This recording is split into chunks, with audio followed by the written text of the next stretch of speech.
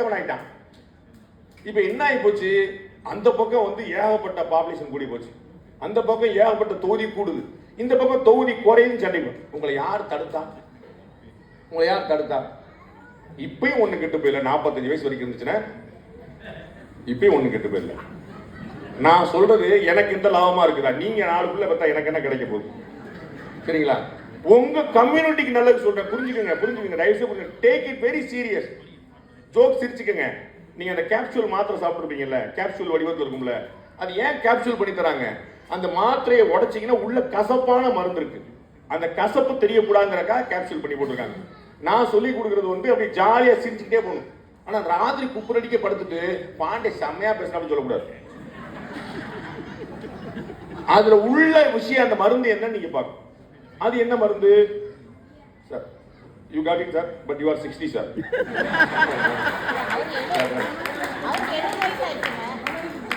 Very happy, sir. Very happy, sir. அவர் என் மகனுக்கு 3 டார். Jokes apart, I am very serious about it. I am very serious about it. நெஞ்ச தொட்டு சொல்லுங்க, நீங்க நல்லவங்கங்கிற எண்ணம் இருக்குதா இல்லையா? மத்ததெல்லாம் விட்டுருங்க. நீங்க வந்து கிங், டிராகன், டைகர், நல்ல மனுஷன், நான் உண்டு நான் அந்த அந்த எண்ணம் இருக்குதா இல்லையா? போத். எஸ். நல்லவர்கள் பிள்ளை பெறலன்னா அவர் யாருங்க பெறுவா? நான் எப்படிங்க நீங்க பாப்புலேஷன் ஈக்குவேஷன் எப்படிங்க நடக்கும்? நீங்க பூரா குறுக்கிட்டே போயிருவீங்க, அவன் பூரா பெருக்கிக்கிட்டே போயிருவான். சொசைட்டி இம்பேலன்ஸ் தானங்க இருக்கும். சார் நான் புரியுதா? நான் வேற ஒரு சீரியஸ் விஷயம் பேசிட்டு இருக்கேன். நீங்க பாண்டிய இந்த மேட்டர் பேசுறான்னு யோசிச்சுட்டு இருக்கீங்க. Bridging between Malaysia and India. முதல்ல வீட்டுக்குள்ளே ஒரு பிரிட்ஜ் தேவைப்படுது, அப்புறம்ல மலேசியாவுக்கு இந்தியா வரைக்கும் போக இங்கேயே பிரிட்ஜ் தேவைப்படுது. சிம்பிள்ங்க. இந்த சொசைட்டி வளரணும். நகரத்தார் கம்யூனிட்டி கேரக்டர்ல ரேரான கம்யூனிட்டியா இருக்கணும், பாப்புலேஷன்ல ரேரான கம்யூனிட்டியா மாறிடக்கூடாது. உங்களுக்கு புரியுங்களா? இப்ப அந்த மாதிரி ஒரு நல்ல பசங்க பார்க்க முடியாதுப்பான்னு பேர் வரணுமே தவிர அவங்கள பார்க்கவே முடியாதுப்பான்னு வரக்கூடாது.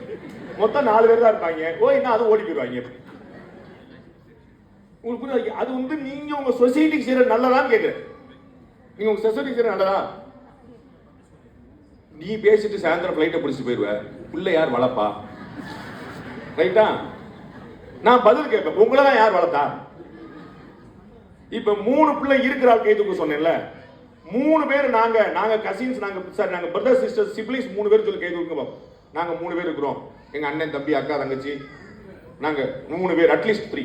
அந்த 3க்கு மேல இருக்கலாம், 3 ரைட்? அட்லீஸ்ட் இதுக்கு முன்னாடி தூக்கம் டபுளா இருக்கு, இதுவும் கம்மியா தான் இருக்கு. போன ஜெனரேஷனே சரியா வேலை பார்க்கலைங்க. அது வந்து டிஎன்ஏ ப்ராப்ளமே ஒன்று ஓடிட்டு இருக்கு. நீங்க அதுக்கு முன்னாடி நீங்க வந்து நீங்க பார்த்து எடுத்து வந்து சார், அதுதான் சார் சொசைட்டிக்கு செஞ்ச சேவை. சார் உங்களுக்கு ஒரு பிரச்சனை, நான் இன்னைக்கு வந்து என் கூட ஒரு பெரியவர் பேசிட்டு இருந்தாரு. அப்படியே 2 பேர் போறாங்க, என் பங்காளின்றாரு, சித்தப்பா பையன்றாரு, அத்தை பையன்றாரு. நான் பேசி என் கூட பெரியவர் பேசி 4 பேர் ரிலேட்டிவ் காட்டுறாரு. அதான சார் சந்தோஷம். தனியா அனாதையா நிக்கிறதுக்கா சார் நான் இருக்கேன். நாளைக்கு உங்களுடைய பிள்ளைகளுக்கு, உங்களுடைய பேரம்பத்திக்கு கட்டி அழுறதுக்கு ஒரு ஆள் வேண்டாமா சார்? ஒரு பிரச்சனையை சொல்றதுக்கு ஆள் வேண்டாமா சார்? நீங்க பிசினஸ் பார்ட்னர்ஷிப் பண்ணுவீங்க சார், அவன் உங்களுடைய சந்தோஷம் துன்பத்திலே பார்ட்னர்ஷிப் வைப்பானா? நான் உங்களுக்கு சொல்ல போறீங்களா? உங்களுடைய பணத்தை பார்ட்னர்ஷிப் போறதுக்கு 1000 பேர் கிடைப்பான். உங்களுடைய குடும்பத்துக்கு யார் காப்பா? அப்ப உங்களுடைய தலைமுறைக்கு யார் காப்பா?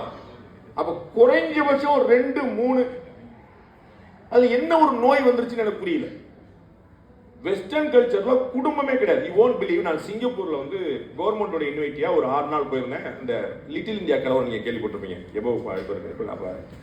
அப்ப நான் வந்து கவர்மெண்ட் இன்வைட்டியா போயிருந்தேன். அப்ப நான் அவங்கள்ட்ட இன்ட்ராக்ட் பண்ணிட்டு இருக்கும்போது, சார் சிங்கப்பூர்ல எல்லாமே இருக்கு, எல்லாம் பியூட்டிஃபுல்லா இருக்கு, சூப்பரா இருக்கு, இவ்வளவு ரிச்சா இருக்கு, இவ்வளவு வெல் செட்டில்டா இருக்கு, இந்த நாட்டுல பிரச்சனையே கிடையாதா சார்? பஞ்சாயத்தே கிடையாதா? You don't face any problem? எதுவுமே இல்லையா? அப்படின்னு மேஜர் ப்ராப்ளம் ஃபேஸ் பண்றோம் அப்படின்னு அவங்களுடைய பிரைம் மினிஸ்டருடைய அட்வைசர் ஒருத்தர் சொன்னாரு, தமிழ் தான். அப்ப என்ன சார் ப்ராப்ளம்? எக்ஸ்டர்னல் அஃபேர்ஸ் மினிஸ்ட்ரியில இருந்து 2 பேர் எங்களுக்கு வந்து அசிஸ்ட் பண்ற கொடுத்திருந்தாங்க. நாங்க ஜேர்னலிஸ்ட் வந்தவங்கனால 2 பேர் எங்களுக்கு கொடுத்திருந்தாங்க. 2 பேருமே எபவ் 30 இருப்பாங்க, 35. ஒரு மேல் ஒரு ஃபீமேல், 30, 35 இருப்பாங்க. அவர் சொன்னார், அந்த சீனியர், அவர் வந்து சீனியர் சொன்னாரு, இந்த 2 பேர் தான் சார் ப்ராப்ளம் அப்படின்னாரு. என்ன சார்? கல்யாணமே பண்ண மாட்டேன்றாங்க. சிங்கப்பூர்ல இருக்கக்கூடிய யங் ஜெனரேஷன் வந்து எதுக்கு கல்யாணம் பண்ணணும்ன்றான். அவன் செட்டில் ஆகிட்டான், அவன் நல்லா இருக்கான், ஒன்றும் பிரச்சனை, அவங்க அப்பா அம்மாவுக்கு வீடு இருக்கு, அவனுக்கு வீடு இருக்கு, ஆளுக்கு வீடு வச்சிருக்காங்க, போறாங்க, அவன் படிக்கிறான், வேலை பார்க்கறான், சென்ட்ரல் கவர்மெண்ட்ல இருக்கிறான், எதுக்கு நான் கல்யாணம் பார்க்கணும் அப்படின்னு. அப்ப எதுக்கு கல்யாணம் பண்ணணும் அப்படின்னு எங்களால கன்வின்ஸ் பண்ணவே முடியல. அந்த ஜெனரேஷன் கூட அப்படி இருக்கு. அடுத்த நாங்க என்ன ஏஜ் கூட்டிட்டே போகுது, ஜப்பான் மாதிரி ஆயிருமோன்னு கூட்டிட்டே போகுது. அந்த இடத்துக்கு தான் நீங்க போக விரும்புறீங்களா? அந்த இடத்து தான் போறீங்களா? ரைட். ஓஹோன்னு சம்பாதிச்சிட்டீங்க, 1000 கோடி ரூபாய் கையில வச்சிருக்கீங்க. உங்களுக்கு 2 பிள்ளை, அவருக்கு ஒரு பிள்ளை, அவருக்கு ஒரு பிள்ளை. யாருக்கு போகும் அது? யாருக்கு போகும்? அப்ப யாருக்காக உழைக்கிறீங்க சார்? உங்க சொத்தை அனுபவிக்கிறதுக்காக 2 பிள்ளை வேண்டாமா சார்? உங்க சொத்தை அனுபவிக்கிறதுக்காக அது கூட செய்ய வேண்டாமா? அப்ப இது எவ்வளவு எசென்சியல் நீங்க புரிஞ்சுங்க. இந்த கம்யூனிட்டிக்காக, நல்லவர்களுக்காக, நல்லவர்கள் இன்னைக்கு வளர வேண்டும் என்பதற்காக நீங்க உலகமெல்லாம் போயிட்டு வாங்க. ஆனா இதை தயவு செய். ரெண்டாவது முக்கியமான விஷயம் what I wanted to convey, இந்தியாவோட தமிழ்நாட்டோட உங்களுடைய சொந்த ஊருடைய கனெக்டை வந்து இன்க்ரீஸ் பண்ணிட்டே போகும்.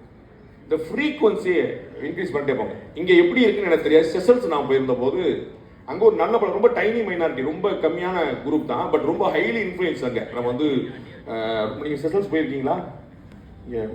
தயவுசெய்து எல்லாரும் ஒரு ட்ரிப் வந்து போகும்போது பாருங்க, ரொம்ப பியூட்டிஃபுல்லான ஒரு முதல்ல செஷல்ஸ்ல கூட்ட போது செஷல்ஸா எங்க இருக்குன்னு தேடி பார்த்தேன். மேப்ல வந்து ஜூம் பண்ணி பாரு, காணும் பூரா கடலா தான் இருக்கு. காணும் இத்தினூண்டு மொத்த கடவுள. இதே மாதிரி மட்டும் இல்ல, இது வந்து ரொம்ப பெருசு. இத்தினூண்டு தக்குண்டு மொத்தமா அது ஏர்போர்ட் இறங்கின ஏர்போர்ட்டே கடல்ல தான் வச்சிருக்கான். நீங்க வந்து இறங்கும் போதே தண்ணி தெரிக்கிற நீங்க பார்க்கணும், அவ்வளவு சின்னது. அங்க வந்து ரன்னே கூட இடம் கிடையாது. பியூட்டிஃபுல்லா இருக்கும். இந்தியன்ஸ் வந்து ரொம்ப ஸ்ட்ராங்கா இருக்காங்க, தமிழ்ஸ் வந்து ரொம்ப ஸ்ட்ராங்கா இருக்காங்க. அவங்களும் டீச்சரா இருக்காங்க, எல்லாருமே வச்சிருக்காங்க.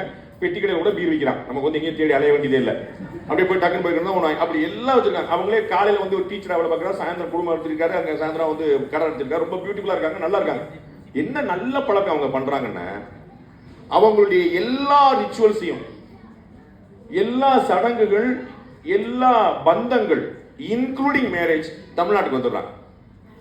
அவங்களும் உங்களை போல அநேகமா தஞ்சாவூர், நான் நீங்க எப்படி வந்து புதுக்கோட்டை இந்த மாவட்டத்தை மையப்படுத்தி சுத்தி நீங்க தஞ்சாவூர் வரைக்கும் போய் நிக்கிறீங்களோ, பெரும்பாலும் அவங்க வந்து தஞ்சாவூர் நாகப்பட்டினத்தை மையப்படுத்தி பெரும்பாலும் இருக்கிறாங்க. மேக்சிமம் அவங்க எல்லாம் மொட்டை அடிச்சா ஊருக்கு போயிடுறாங்க. கல்யாணம் பண்றது ஊர்ல இருக்கிற பிள்ளையை தான் கூட்டு வந்துடுறாங்க. ஆள் இறந்துட்டா ஊர்ல தான் எல்லாம் பண்றாங்க. அந்த எல்லா பழக்கம் ஊர்ல நினைக்கும் போது இந்த கனெக்டிவிட்டி ரொம்ப முக்கியமா.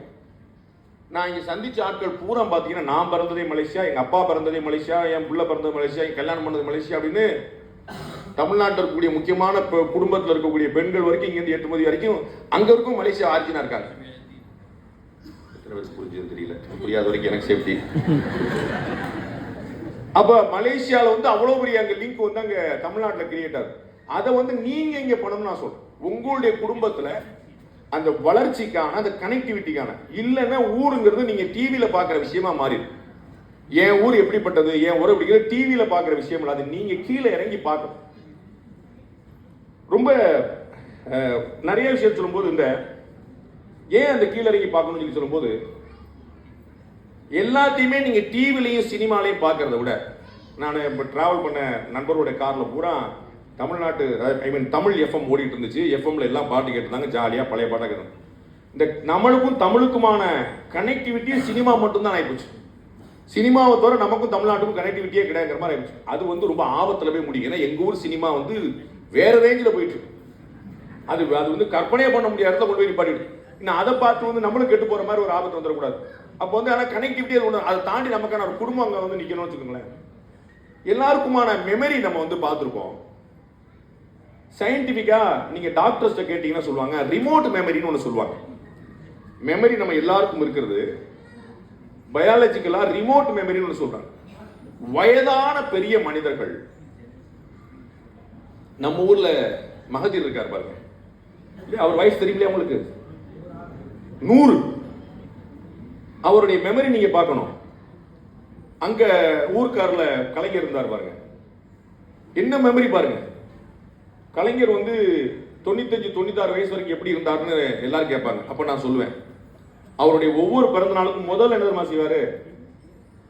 பிறந்த நாளுக்கு முதல்ல அண்ணா சமாதி, பெரியார் சமாதிக்கெல்லாம் போவார். அதற்கு முன்னாடி ஒரு காரியம் செய்வார். அவங்க அக்கா இருக்கும், அவங்க அக்காவே பாட்டு வருவார். அக்காவே இருக்கு, நமக்கு ஒன்றும் பிரச்சனை இருக்கு. அது அக்காவோட ஆசீர்வாதம் அவர் அப்படியே கம்பா வச்சிருந்துச்சு. வில் பவர் பொலிட்டீஷியன்ஸ்க்கே உள்ளது, அது கொஞ்சம் ஓரமா வச்சிருக்கும். இந்த ரிமோட் மெமரின்னு ஒன்று சொல்றாங்க. மகாதீரை விட்டுருங்க, கலைஞரை விட்டுருங்க, சாதாரணமா இருக்கக்கூடிய குடும்பத்தில் இருக்கக்கூடிய பெருமக்கள் கூட வயதான காலத்தில் பார்த்தீங்கன்னா ஒரு 80-90 வயசு வந்துட்டாங்கன்னு அவங்க ஒவ்வொரு விஷயத்தையும் மறந்துடுவாங்க. பேரை மறந்துடுவாங்க, பேத்தி பேரை மறந்துடுவாங்க, மாற்றி சொல்லுவாங்க, அதுக்கு ரீகால் பண்ணி சொல்லுவாங்க. ஆனால் அவர்களுடைய பூர்வீகத்தை, அவர்களுடைய சொந்த பந்தத்தை, அவர்களுடைய அப்பா அம்மாவை, அவர்களுடைய அத்தை பாட்டியை, அவங்களுடைய ஊரில் இருக்கக்கூடிய விஷயத்தை, விசேஷத்தை, பழக்க வழக்கத்தை அது அப்படியே சொல்லுவாங்க. பழைய கதை நீங்க ஒன்று கேட்டு பாருங்க. நீ எங்க ஊருக்கு வந்த போது என்னாச்சுன்னு கேட்டு பாருங்க. வரி மாறாம எழுத்து மாறாம சொல்லுவாங்க. அதுதான் இந்த ரிமோட் மெமரி உள்ள வந்து பதிவான விஷயம். நீங்க எவ்வளவு தூரம் இங்க லைஃப் என்ஜாய் பண்ணி பாருங்க. உங்க ஊர்ல தேவகோட்டையில, காரைக்குடியில, புதுக்கோட்டையில, தஞ்சாவூர்ல உங்க ஊர்ல இறங்கி பாருங்க. அது நீங்க எவ்வளவு திட்டினாலும் சரி, இவங்க திருந்த மாட்டாங்கடா, இப்படி குப்பையெல்லாம் அப்படின்னு சொன்னாலும் அந்த ஊர்ல இறங்கும் போது இந்த பார்த்தா அந்த ஒரு நாஸ்டாலஜிக் அந்த ஃபீல் ஒன்று கிடைக்கும் பாருங்க. அது யாராலையும் கொடுக்க முடியாது. யாராலும் தயவு செய்து அந்த மாதிரி ஊருக்கு போகும்போதும் ரிட்டையர்டான பெருசுகள் மட்டும் போயிட்டு வரக்கூடிய காசு யாத்திரை மாதிரி ஆக்கிறாம அதையும் பிள்ளைகளை பூரா கூட்டு போகணும். அவனுக்கு தெரியல அங்க யார் இருக்கான்னு. உங்க ஒரு குடும்ப வெற்றிகள் இங்க தனியா வந்துருச்சு. ஆனா அங்க சித்தி அத்தை மாமா தாத்தா பாட்டி பெரியப்பா அங்க பெரிய கேங் இருக்குல்ல. அங்க அந்த கேங்ல யாராவது தெரியுமா? யாருமே தெரியாது. வீடியோ கால் வச்சு hi anti how you all fine thank you சொல்லிட்டு போயிடும். அப்ப எவ்வளவு ஒரு டிஸ்கனெக்ட் ஆயிரும் பாரு. அப்ப அந்த குடும்ப உறவு, அந்த ரிமோட் மெமரியை ரீகால் பண்றது, கீழே வரைக்கும் கிரவுண்ட் கனெக்ட் பண்றது, இது என்ன செய்யும் அப்படின்னா, நீங்க 1000 பேர் இருக்கிறீங்க, மலேசியால பிறந்து வளர்ந்தவங்க இருக்கிறீங்க, இங்க யாருனாலும் உங்களால எந்த வேலையும் பண்ணிட முடியும். உங்க எல்லாருக்குமே மலாய் தெரியும், சைனீஸ் தெரியும், இங்கிலீஷ் தெரியும், தமிழ் தெரியும், பேசுறீங்க. ஆனா எதிர ஒரு ஆளை பார்த்து நெத்தியில விபூத பார்த்து இந்த மூஞ்சியை பார்த்தா நம்ம கமிட்டி மார்க் எதிர்பாரு நீங்க அப்படின்னு நம்மளோட டக்குன்னு ஒரு கனெக்ட் வருமா வராது? நீயும் செட்டியாரு நானும் செட்டியாரு, நீ நடத்தார் அப்படியே டக்குன்னு அப்புறம் குலதெய்வம் கோயில் எங்க இருக்கு, சொந்த ஊர் எங்க இருக்கு, நீ தேவைப்பட்டியா நான் பட்டுக்கோட்டை வந்துருமா வராது? வந்துருமா வராதா? அது அப்படியே கொஞ்சம் பேசும்போது 5 நிமிஷம் மோப்ப முடிச்சு பார்ப்போமா இல்லையா? இது நம்மால் தானா கொஞ்சம் உடச்சு வச்சு பார்ப்போம். யோசிச்சு பாருங்க. இது பார்க்க கொஞ்சம் பிள்ளைமார் மாதிரி தெரியுது, இது வந்து கரெக்ட் தானே? ஆமாவா இல்லையா? எது உங்களை அந்த கனெக்டிவிட்டி தேட வைக்கும்? அதைத்தான் நான் சொல்றேன். உங்களுக்கு புரியுங்களா? நம்முடைய ஆளுங்கும் போது ஒரு பேசிக் கான்ஃபிடன்ஸ் உங்களுக்கு வரதா இல்லையா? ஏன் நம்மால் மோசடி பண்ணக்கூடாதா? நம்மால் ஏமாற்றக்கூடாதா? நம்மால் காசு போகக்கூடாதா? ஆனா நம்ம ஆளுங்கிற வார்த்தை எங்க வருது? அதை உங்களுடைய கம்யூனிட்டி கொடுக்குதா இல்லையா? நம்மால், my man, my team, my family வருதா இல்லையா? அதைத்தான் நான் வந்து என்ஹான்ஸ் பண்ண சொல்றேன். ஊரோடு அந்த வரும்போது நம்ம ஊர் இன்னைக்கு வரைக்கும் லேட்டஸ்டா வந்து ஜாயின் பண்ண ஆட்களை நீங்க எப்படி திட்டுறீங்க? ஊர்க்காரங்க தான் திட்டுறீங்க. பின்னாடி வந்தவங்க என்ன சொல்றீங்க? நீங்க எல்லாம் 2 தலைமுறை 4 தலைமுறை வந்துட்டீங்க. யாராவது எங்களை மாதிரி திடீர்னு வந்து நம்ம மலேசியா பஞ்சம் முளைக்க என்ன சொல்றீங்க? ஊர்க்காரன் வந்திருக்காங்கன்னு சொல்றீங்க. இப்படிதான் சொல்றீங்க. ஆமா இல்ல சொல்லுங்க பாஸ், இப்படிதான் சொல்றீங்க. அப்ப என்னது? நீங்க திட்டினா கூடாது. என்னது? ஊர்க்காரன். எந்த ஊர்க்காரன்? என் ஊர்க்காரன், சொந்த ஊர்க்காரன், நம்ம ஊர்க்காரன். ரைட்? ஊர்க்காரன் வெளியூர்காரன் கிடையாது, நம்ம ஊர்க்காரன். அந்த கனெக்டிவிட்டி ரொம்ப முக்கியம். நெக்ஸ்ட், காலையில ரெட்டிகாரு சொன்னாரு, நம்முடைய அம்பாசிடர், பியூட்டிஃபுல்லான டைம் இப்போ வந்து இந்தியாவில் ஓடிட்டு. பிசினஸுக்கு வந்து பெஸ்ட் எதுன்னு கேட்டா இந்தியா நான் கண்ண மூடிட்டு சொல்லுவேன். ஏன் அப்படின்னா மலேசியா சிங்கப்பூர்லாம் வந்து ஒரு காலத்துல வளரக்கூடிய நாடுகளா இருந்துச்சு. அப்பதான் உங்களுடைய ஃபோர் ஃபாதர்ஸ் நீங்க எல்லாம் இங்க வந்து மலேசியாவோட சேர்ந்து நீங்க வளர்ந்தீங்க. மலேசியாவில் வச்சு நீங்க வளர்ந்தீங்க. அது வந்து ரொம்ப ஒரு பெர்ஃபெக்ட் மேட்ச் இருந்தது மலேசியாவோட வளர்ச்சிக்காக உங்களுடைய உழைப்பு. ஸோ போத் ஆஃப் தம், நீங்களும் வளர்ந்தீங்க, மலேசியா வளர்ந்தீங்க. இப்போ மலேசியாவுடைய வளர்ச்சி ஒரு உயரத்தை தொட்டு நிற்குது, ஒரு சேச்சுரேஷன் பாயிண்ட்ல நிற்குது. சிங்கப்பூர் கேட்க வேண்டாம். ஆனா இந்தியா ஃபாஸ்டஸ்ட் க்ரோயிங் கண்ட்ரியா இருக்கு. Fastest growing country. உங்களை யாரும் பயமுறுத்தாதீங்க. அடுத்த பிளைட்ல நானும் கூட கூட்டு போயிடுவேன்னு பயப்படாதீங்க. இவன் பேசுற பூரா அந்த பேச்சா பேசுறான். போகும்போது நம்மளே தேவகோட்டைக்கு ஒரு டிக்கெட் போட்டு கூட்டு போயிடும் போல தெரியும் நினைக்கிறேன். அந்த மாதிரி நான் செய்ய மாட்டேன். உங்களுக்கு நான் டிக்கெட் போட மாட்டேன். உங்க கூட வளர்ந்தவன் தானே, அதனால குழப்பம். ஆனா உங்களுடைய பிசினஸ் வளர்ச்சிக்கான விஷயத்தை சொல்றேன். இந்தியால ஒரு பிரான்ச் ஓபன் பண்ணுங்க, ஒரு பிரான்ச்சைசி கொடுங்க, ஒரு லிங்க் வச்சுக்கோங்க, ட்ரையல் பேசிஸ்ல பண்ணுங்க. You will see that is the best place ever you have seen. ஏன்னா அங்க அவ்வளவு பேர் நீங்க ஒண்ணு ஐயோ அங்க இபிஎஸ் இருக்காரு, ஸ்டாலின் இருக்காரு பயப்படாதீங்க. அதை தாண்டி வளரக்கூடிய ஸ்பேஸ் நம்மகிட்ட இருக்கு. சரிங்களா? அவர்கள் அவருடைய வேலையை பார்த்துட்டு தான் இருக்காங்க. நம்முடைய வேலை பார்க்கணும், அந்த ஸ்பேஸ் வந்து கூட இருக்கு. அது ஓவரால் இந்தியன் கவர்மெண்ட்டுடைய சப்போர்ட்னால நிறைய விஷயம் நல்லா இருக்கு. அண்ட் இந்தியாவில் நான் சொல்லுவேன், உங்களுக்கு பெஸ்ட்டாக நீங்கள் ட்ரை பண்ணணும் அப்படின்னா பீகார், உத்தரப்பிரதேசம், மத்திய பிரதேசம், இந்த 3 ஸ்டேட்ல நீங்க ஃபோக்கஸ் பண்ணீங்கன்னா, ஜார்க்கண்ட், உத்தராகண்ட்னு சொல்லலாம், அங்கெல்லாம் கொஞ்சம் ரொம்ப மலைவாழ் பகுதி இருக்கனால உங்களுக்கு கொஞ்சம் இந்த 3 ஸ்டேட் வந்து டெஸ்பரேட்டா இருக்கிறாங்க, எப்படியாவது வளரணுங்கிற டெஸ்பரேட்டா இருக்காங்க. நீங்க போய் என்ன கேட்டாலும் கொடுத்துருவாங்க. எனக்கு லேண்ட் கொடு, எனக்கு டாக்ஸ் ஃப்ரீ கொடு, எனக்கு இபி ஃப்ரீ கொடு, எனக்கு இது கூட அது கூட, என்ன கேட்டாலும் கொடுத்துருவாங்க. எஸ்பெஷலி எஜுகேஷன்ல நீங்க இன்வெஸ்ட் பண்ணீங்கன்னா you will be the king. அங்க வந்து ஒரு எஜுகேஷனுக்கான நீடு வந்து அவ்வளவு பேடா இருக்கு. தமிழ்நாட்டில் ஒவ்வொரு குரூப் காலேஜும், விஐடி, எஸ்ஆர்எம், இந்த மாதிரி சவிதா, இந்த மாதிரி ஒவ்வொரு காலேஜும் ஒரு தனி கேம்பஸே நார்த் இந்தியனுக்காக வச்சிருக்காங்க. நார்த் இந்தியன்ஸ் மட்டும் தனி கேம்பஸ். அந்த பில்டிங் போனீங்கன்னா 1500 பேர் வந்து பீகார்காரனா இருப்பான், ஜார்க்கண்ட்காரனா இருப்பான், உத்தரப்பிரதேசக்காரன், அவ்வளோ புதுசாக படிக்கிறாங்க. அப்ப என்ன பாடம் அதுல? அங்க இருந்து பெஸ்ட் ஸ்டடீஸ்க்காக வந்து அங்க வர்றான். அப்ப அவங்க ஊர்லயே நீங்க பண்ண என்ன யோசிப்பார். அதுக்கு ஒரு பெரிய லாங்கிங் இல்ல சார். தாய் மண்ணு பாண்டே சார் வந்து ஓப்பனிங் 10 நிமிஷம் வந்து நம்ம மண்ணை பத்தி தான் பேசினாரு. அதனால அடைந்தால் தமிழ்நாடு, இல்லாட்டி எதுவுமே கிடையாது அப்படின்னா தமிழ்நாட்டு தான் போய் சொல்லுங்க. தமிழ்நாட்டுக்கு தயவு செய்து வாங்க.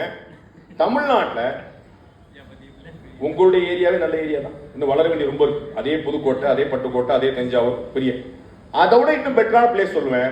கடலூர், விழுப்புரம், தர்மபுரி, கிருஷ்ணகிரி, சேலம், திருவண்ணாமலை, வேலூர்.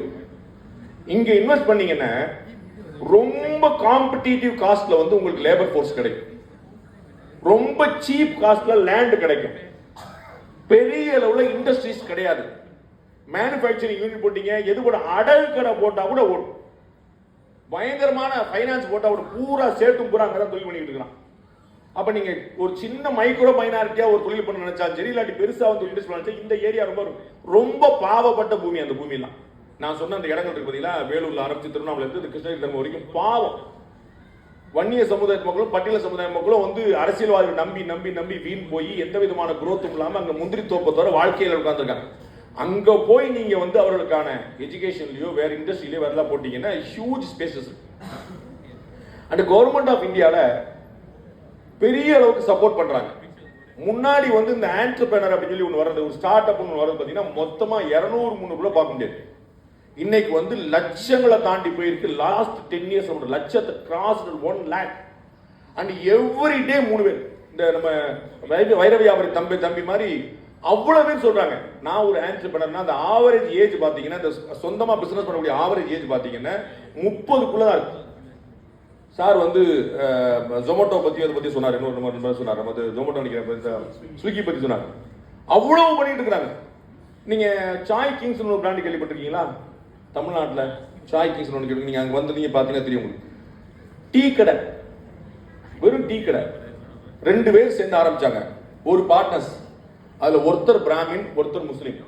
2 பேரும் ஒன்னா வேலை பார்த்த பசங்க, சின்ன பசங்க. அவங்க இன்னைக்கு கூட 45-48 வயசு தான் இருக்கும். அவங்க ஒன்னா வேலை பார்த்துட்டே இருக்காங்க. மாப்பிள்ளை எவ்வளவு நாளா வேலை பார்த்துட்டே இருக்க, நம்ம தொழில் பண்ணணும்னு கிளம்புறாங்க. சரி நம்ம வந்து காஃபி கடை விற்பனை பாக்குறாங்க. அப்ப காஃபியோட டீ தான் அதிகமா போய் ரிசர்ச் பண்றாங்க. டீ கடை விற்பனை பாக்குறாங்க, டீ கடை வைக்கிறாங்க, சாய் கிங்ஸ் பேர் வைக்கிறாங்க.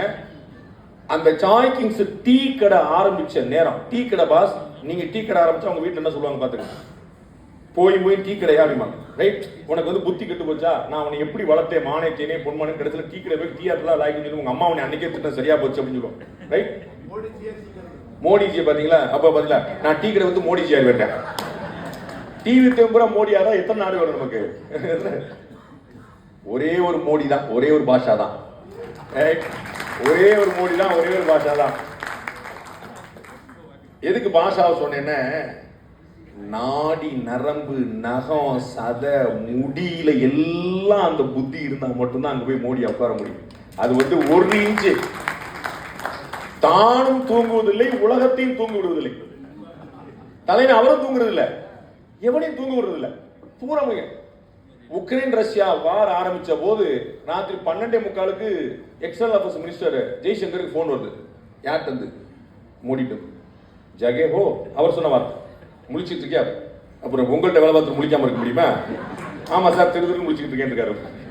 ஆமா சார், பாரு டிவி பாக்குறியா அப்படின்னா, ஆமா சார் நான் வந்து எம்பசி தருவேன், ரைட், ஏதா இருந்தா எனக்கு அப்டேட் பண்ணு. புரியுங்களா? உக்ரைனுக்கும் ரஷ்யாவுக்கும் சண்டை நடந்தா எனக்கு என்ன நினைப்போம், அதுல எனக்கு என்ன லாபம் நினைச்சாரு மோடி. எனக்கு என்ன நட்டம் இல்ல, எனக்கு என்ன லாபம். நீங்க எடுத்து பாருங்க, உக்ரைன் ரஷ்யா வாரின் போது ஐரோப்பிய நாடுகள்லாம் கம்பு சுத்தி ரஷ்யாவுக்கு தடை, ரஷ்யா வரக்கூடாது, ரஷ்யா போகக்கூடாது, ரஷ்யா கொடுக்க மாட்டோம், ரஷ்யா வாங்க மாட்டோம். நம்ம நேர போய் பைப்பை சொல்லிட்டு அப்பா பெட்ரோல் டீசல் பூரா கொடு உரிட்டு சல்லிஸ் ரேட்டுக்கு. இங்க பேரல் வந்து $100 வாங்கிட்டு இருந்தவர் அவங்க $60 வாங்குறாரு. ஜோக்க பார்க்கணும், அங்க $60 வாங்கி $80 இங்க வித்துட்டாங்க. நம்மால் தலைவர ரஷ்யாட்ட பெட்ரோல் டீசல் வாங்க மாட்டேன்னு சொன்னவன் ரஷ்யா பெட்ரோல் டீசல் இந்தியாட்ட வாங்கிட்டு இருக்கான். இதுல யார் கெட்டிக்காரன் பாருங்க. உலக நாடுகள்ல பூரா வந்து பெட்ரோல் டீசலுக்கு தட்டுப்பாடு ஏற்பட்ட போது நம்ம ஊர்ல சர்ப்ளஸ் ஓடிட்டு தெரியவே இல்லை. நமக்கு எப்பயுமே நிழலோட அருமை வெயில தானே தெரியும், நிழலோட அருமை வெயில தானே தெரியும். ஒன்னு இருக்கும்போது தெரியாது, இருக்கும்போது கல்லடிச்ச பாசிசம் பாயாசம் எல்லாம் சொல்லிட்டு இருப்பாங்க. போனதுக்கு அப்புறம் பார்த்தா நல்ல மனுஷன் இருப்பாங்க.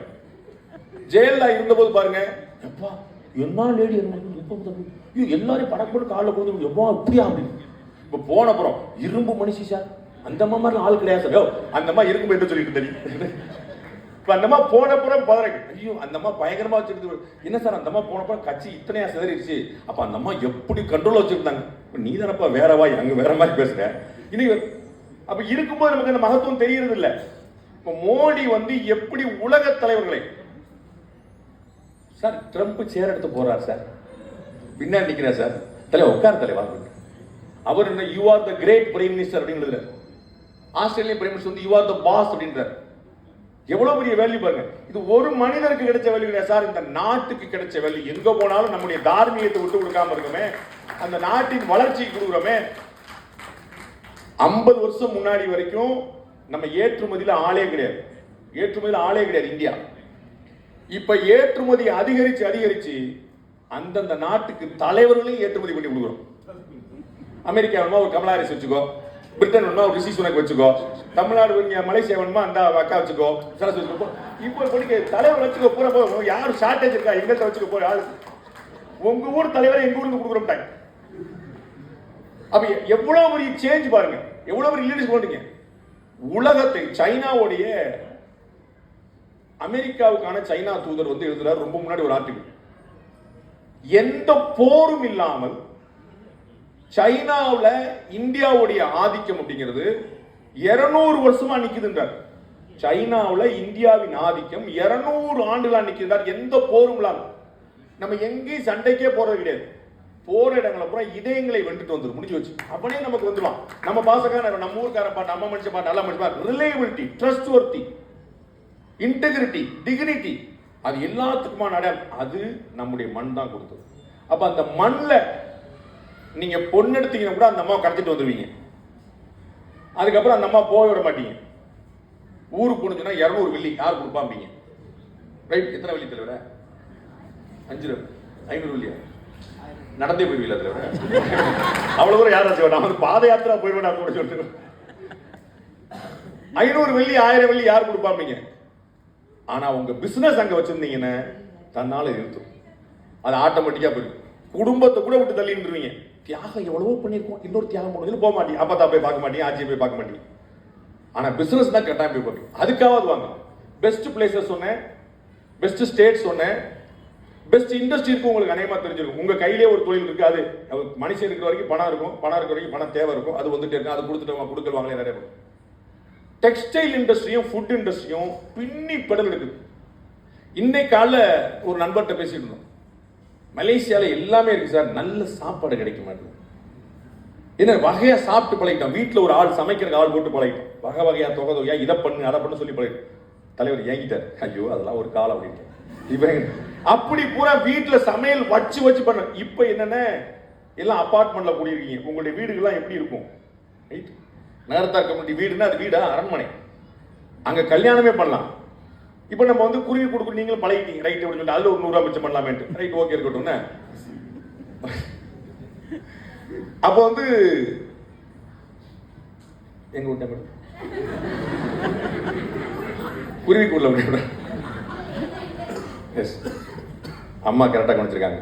ஃபுட்டுக்கும் டெக்ஸ்டைலுக்கும் எஜுகேஷனுக்கும் இதுக்கு மனிதர்கள் இருக்கிற வரைக்கும் நீடு. நான் ஏற்கனவே சொன்னேன் சாய் கிங்ஸ். இந்த சாய் கிங்ஸ் வந்து கரெக்டா இந்த சாய் கிங்ஸ் நிறுவனம் வளர வளர சைடுல வந்து ஸ்விக்கி அப்படிங்கிற ஒரு கான்செப்ட் வளருது. ஒரு கம்பெனி எல்லாம் கான்செப்ட் வருது. 2 கடையில வச்சிருக்கிறான். என் லைஃப்ல ஃபர்ஸ்ட் டைமா ஒரு ஃபிளாஸ்க் பார்த்தேன், டிஸ்போசபிள் ஃபிளாஸ்க். 20 கிலோமீட்டர்ல இருந்து வருது எனக்கு. நான் ஓபன் சாய் கிங்ஸ்ல மசாலா சாய் கொடுங்கன்னு சொல்லி கேட்கிறேன். அங்க 20 கிலோமீட்டர் வருது. ஓபன் பண்ணி பார்த்தா சூடு அப்படியே கை பொறுக்கல, அரண்டு போனேன். வெளியில ஒரு அட்டை டப்பா. நீங்க டெக்னாலஜி ஏதோ மலேசியால சிங்கப்பூர்ல இருக்கு நினைக்கிறீங்க. எங்க ஊர்ல வந்து பாருங்க டெக்னாலஜி எங்க வந்திருக்கு. ஒரு டீயை அழகா பேக் பண்ணி காசு டபுளா வாங்கிடுவான். அது வேற விஷயம் வச்சுக்கோங்க. நீங்க வெளியில குடிச்சா 10 ரூபா, அங்க குடிச்சா 50 ரூபா. அது வேற விஷயம். ஆனா அந்த கம்ஃபர்ட் பாருங்க. உட்கார்ந்த இடத்துல உங்களுக்கு மசாலா சாய் கிடைக்குது, சூடு சூடா.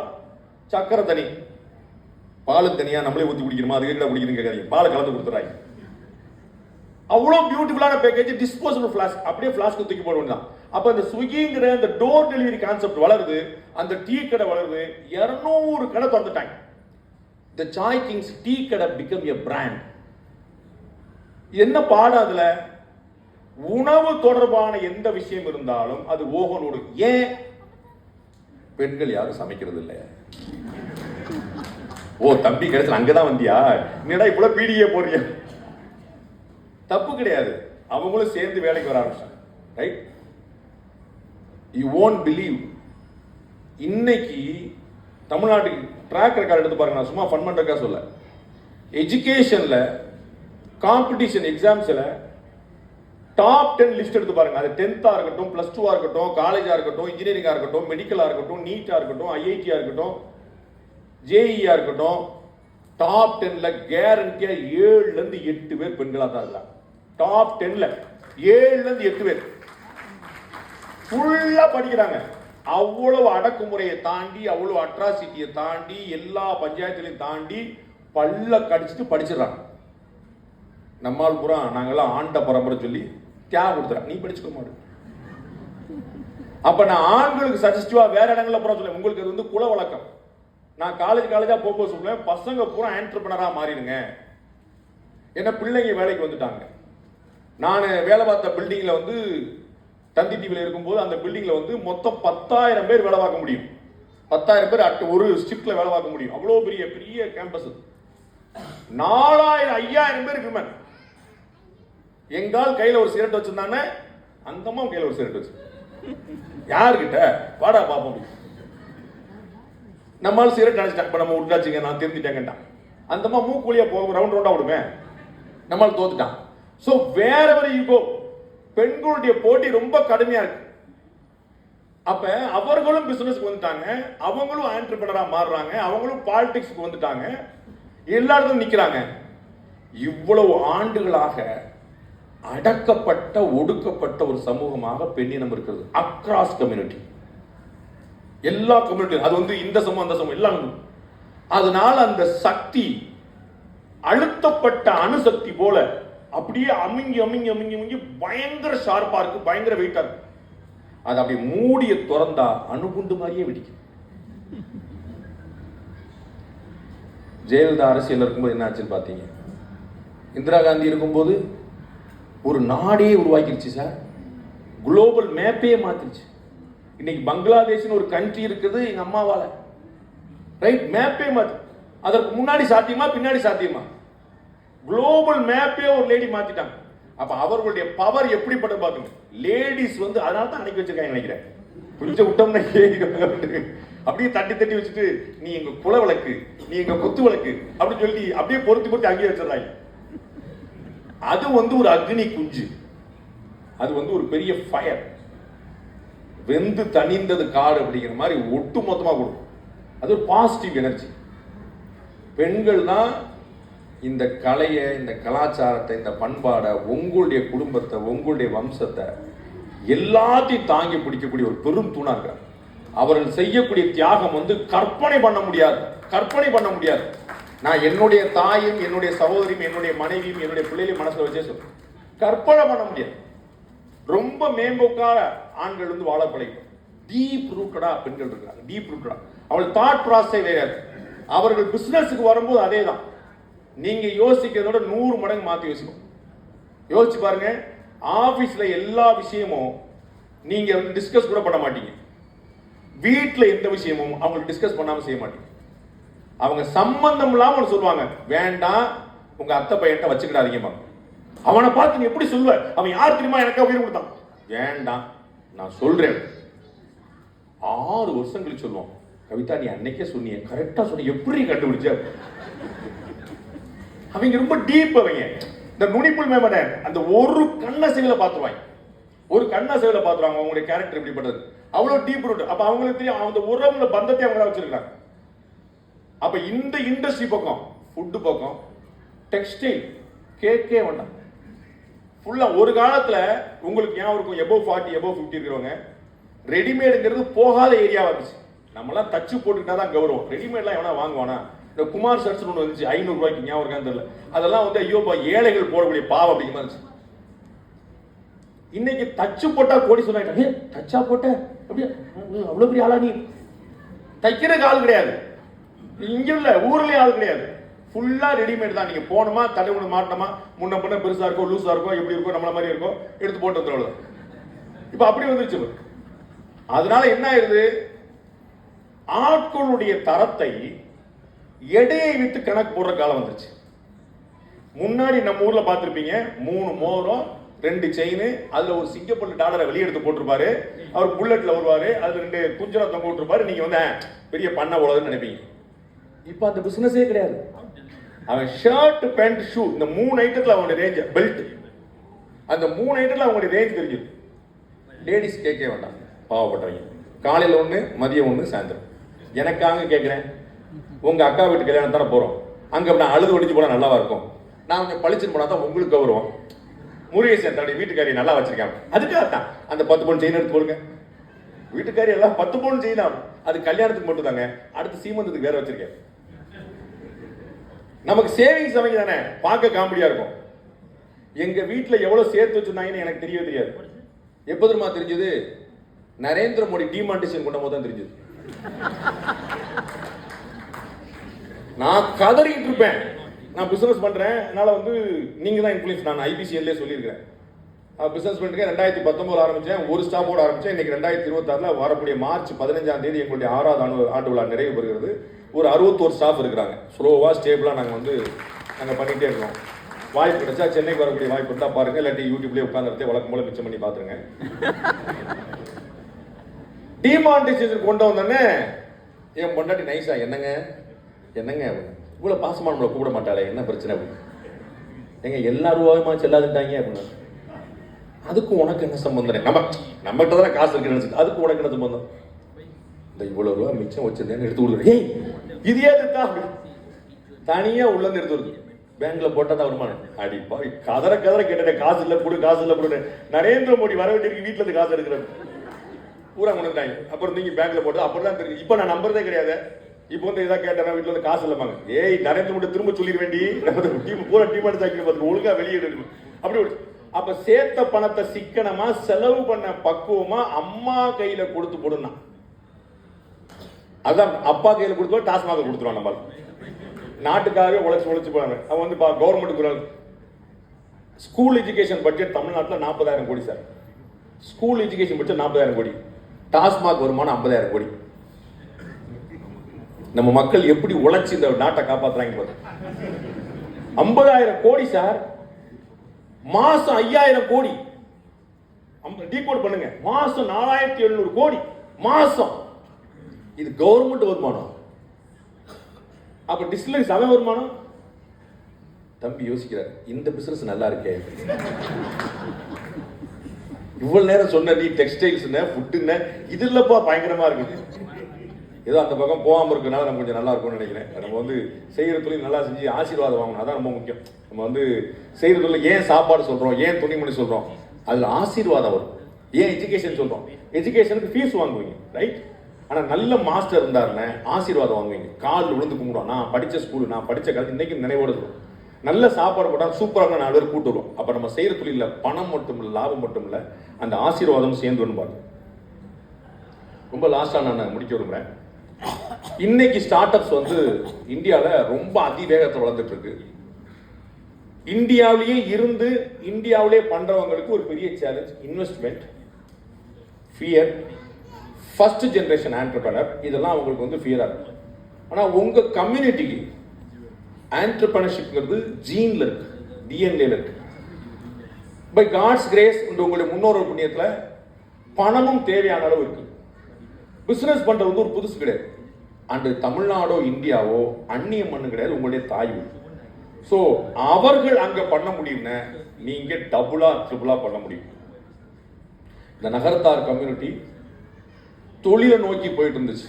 கோயம்புத்தூர்ல நகரத்தார் மீட்டிங்ல பேசும்போது ஒரு குழந்தை வந்து கேட்டேன், என்னைய பிசினஸ்னே சொல்லி அழுத்துறீங்க, நான் வந்து வேலைக்கு போக தான் விரும்புறேன். எனக்கு ரொம்ப கவலையா இருந்துச்சு. நகரத்தார் கம்யூனிட்டியில வேலைக்கு போற பத்தி பேச ஆரம்பிச்சாங்க. என்னத்துக்காக நாடு பூரா நம்ம வந்து பிசினஸ் திருப்பிட்டு இருக்கோம். நான் காலேஜா போய் எல்லாரும் பிசினஸ் பண்ண சொல்லிட்டு இருக்கேன். பிசினஸுக்குனே பேர் போன ஒரு கம்யூனிட்டி வந்து நான் வேலைக்கு போறேன். அப்ப என்ன இந்த அடுத்த ஜெனரேஷன் வந்து சரியா பாஸ் பண்றோமாங்கிற கேள்வி தான் நான் முதல்ல எழுப்பேன். அப்ப இதோடைய வீரியம் அது என்ன? பிசினஸ்ல வெறும் லாபம் மட்டுமா? உங்கள்கிட்ட 500 பேர் வேலை பார்க்கறாங்க, 500 குடும்பம் உங்களால் வாழ்கிறது. அதை மறந்துடக்கூடாது. உங்களுடைய குடும்பம் மட்டும் இல்ல, உங்களால் 500 குடும்பம் வாழ்கிறது. அப்ப பிசினஸ்ல மட்டும்தான் தானும் வாழ்ந்து பிறரையும் வாழ வைக்கக்கூடிய ஒரு வாய்ப்பு இருக்கு. நீங்க வேலை பார்த்தீங்கன்னா உங்களுக்கு மட்டும்தான் லாபம், உங்களுக்கு மட்டும்தான் சம்பளம். ஆனா தொழில் செய்தா உங்களால இந்த சமுதாயத்துக்கு சம்பளம். எவ்வளவு பேர் கவர்மெண்ட் வேலை கொடுத்த முடியும்?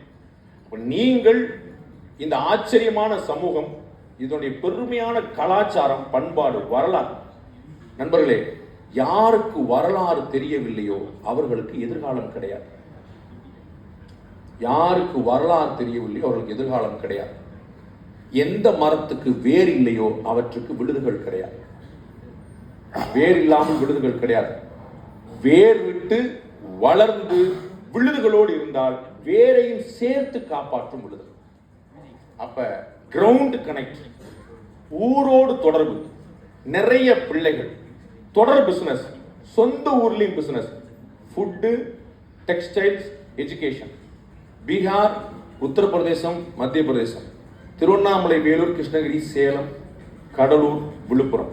உங்களுக்காக தமிழகம் காத்திருக்கிறது, உங்களுக்காக எதிர்காலம் காத்திருக்கிறது. நன்றி, வணக்கம்.